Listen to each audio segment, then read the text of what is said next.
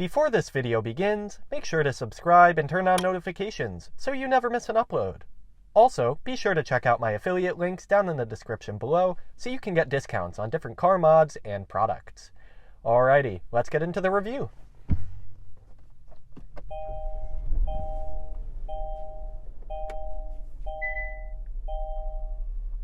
Hello and welcome.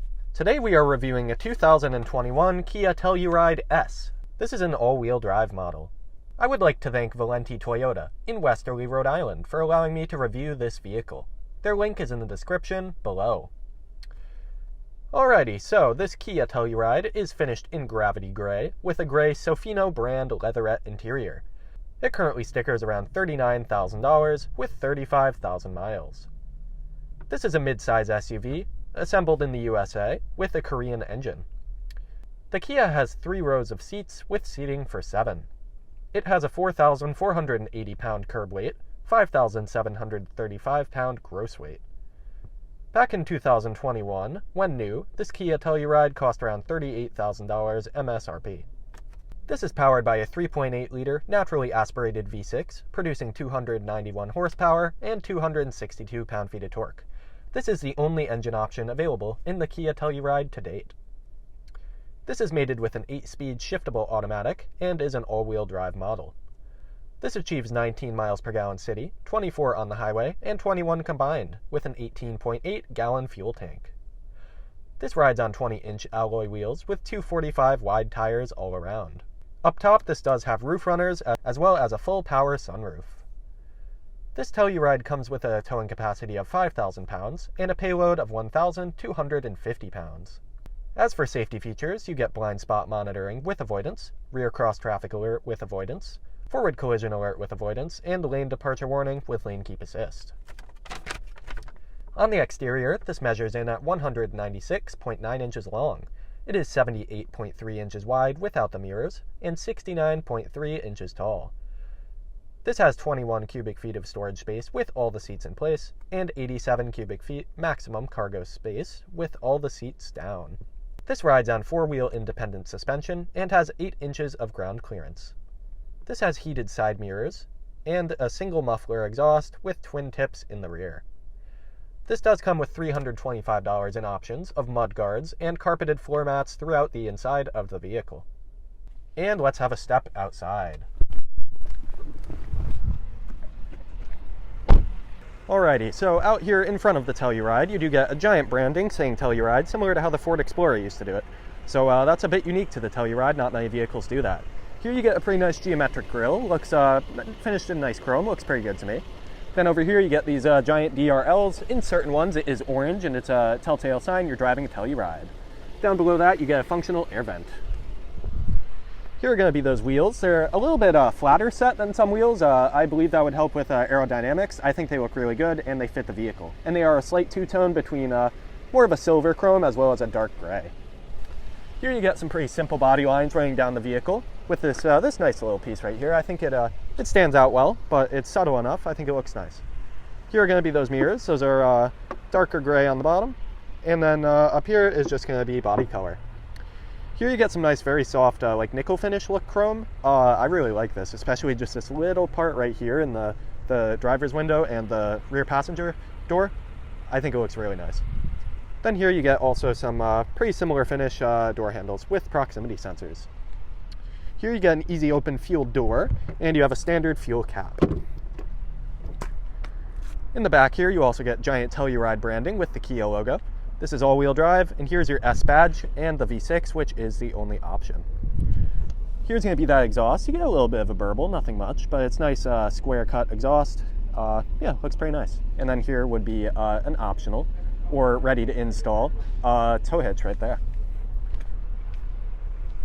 And over here for the side profile, I think it looks pretty nice. It's a car-based SUV, but it looks, I don't know, it just looks like a nice proportion. Everything fits well, large enough wheels, which is often something that plagues some other models, and yeah, I think it looks pretty good. And let's have a step back inside. Alrighty, so here for your driver's door panel, it looks very nice. This is finished in a very light gray interior. It's nearly white, so it looks very, very nice. Nice contrast. So up here, up top is going to be all padded. Here you get a little tweeter speaker.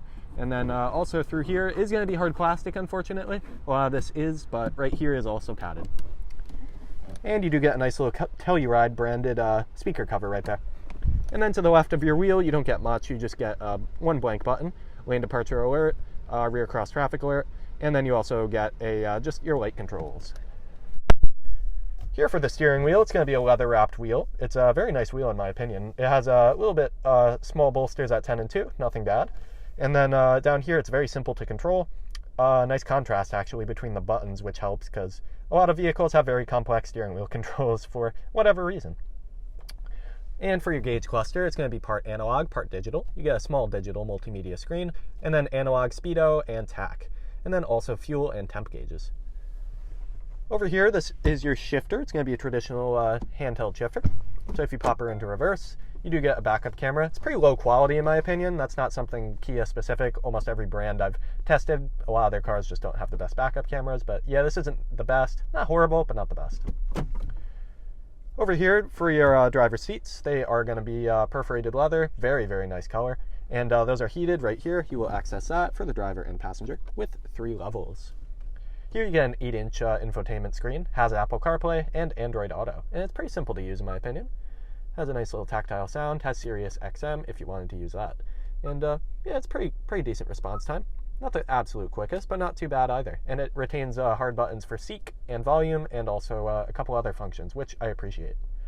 Down below that, you get a couple of climate vents. I think it's a nice way they tied this interior together. A very nice splash of that like nickel finish look chrome. And then some hard buttons for your climate controls. These switches feel just a little bit cheap because they're just plastic on plastic. They have, I don't know, they're not the tightest fit right here, but otherwise most of this interior is very high quality. Then below that, you do get a storage area. No wireless charger right there, but this is a bit of a lower trim. That may come in higher trims. You get a USB Type A, 12-volt charger, and you also do get another Type A right over there. Here you get a nice little grab bar, and then no storage down below that, but it's a nice little touch. I think it ties the interior together well. Then you get 2 cup holders and a third little storage tier there. This does come with a center slip differential and also diff lock, which is present right here with all your drive modes. So comfort, sport, smart, and then you get eco and of course snow. Then here, down below, you do get 2-tier little storage. You get a little bin right here, and then you also get some standard stuff down there. It's well padded, well stitched, feels nice. And then over here, you got a bit of a smaller glove box, not the wire just right there, but it's not too bad. Then for your dashboard, it's pretty well finished actually. It's mostly soft touch leather with some contrast stitching. And then up above here, you do get your sunroof. That is going to be full powered. And let's do a visor test quickly. That just means see if the visor, when you slide it, covers the whole window. Yes, it does. It passes the visor test. Alrighty, and let's have a look in the rear. Alright, so here in the rear seat, these are reclining, so you can put the back and forward like so.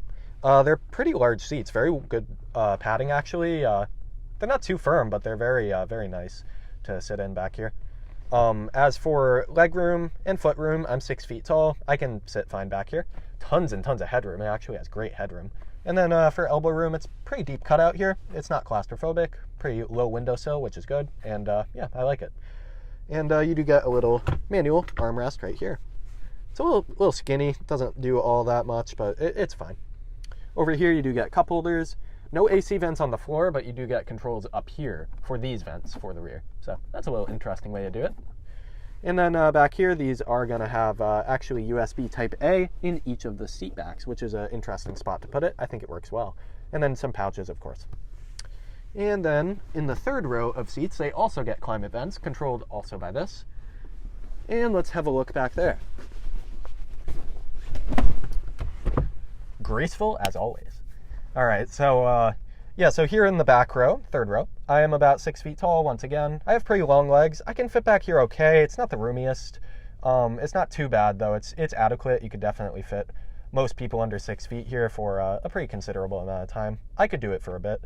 And for your armrest back here, it's actually a pretty nice deep cutout, USB Type A, and a pretty good window. It's not too claustrophobic back here. Just a little bit lacking on the knee room, but foot room is okay. They have a cutout below the seat. All right, and let's step back into the driver's seat and discuss my final thoughts. Okay, and back here in the front seat, I think this Kia Telluride, this is a S model. It's not one of the upper trims, but it's a pretty nice interior in here. I'm actually impressed with all the interior materials and, of course, the design. I think it looks great. A lot of good contrast, a lot of good soft touch materials, and a lot of just different material choices than average, and I think it looks nice. And your infotainment screen, it's a little bit small at 8 inches, but it's only a 2021, it's not a brand new. And it does everything well. It has Apple CarPlay, has Android Auto, and it has a nice set of tactile buttons as well. And additionally, for just the driver position in here, visibility is pretty good. It's nothing really too thick actually. It has pretty large rear window, so rear visibility is actually pretty good. Comes with a sunroof, comes with a pretty good amount of tech features, and overall, I think it's a very nice setup. And sitting around $38,000 when new, I think it's a pretty good price range and you get a lot for that value. Alrighty, that'll just about wrap up this review. Thank you again to Valenti Toyota in Westerly, Rhode Island for allowing me to review this Kia Telluride. Their link is down below. As always, drive with passion. Thank you very much for watching, and take care.